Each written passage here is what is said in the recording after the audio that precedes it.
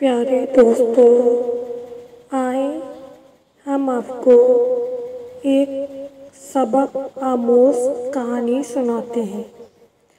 एक शख्स ने बछड़ा ज़िबा किया और उसे आग पर पकाकर अपने भाई से कहा कि हमारे दोस्तों और पड़ोसियों को दावत दो ताकि वो हमारे साथ मिलकर इसको खाएं। इसका भाई बाहर गया और पुकार कर कहा, ए लोगों, हमारी मदद करो, मेरे भाई के घर में आग लग गई है। कुछ ही देर में लोगों का एक हुजूम निकला और बाकी लोग काम में लगे रहे जैसे कि उन्होंने कुछ सुना ना हो। वो लोग जो आग बुझाने में मदद को आए थे, उन्होंने शेर होकर खाया पिया।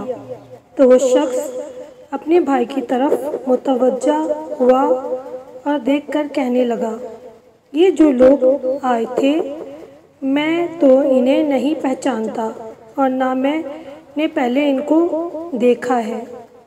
फिर हमारे दोस्त अहबाब कहाँ हैं? भाई ने जवाब दिया कि ये लोग अपने घरों से निकलकर हमारे घर में लगी आग बुझाने में हमारी मदद को आए थे, ना कि वलीमे की दावत में।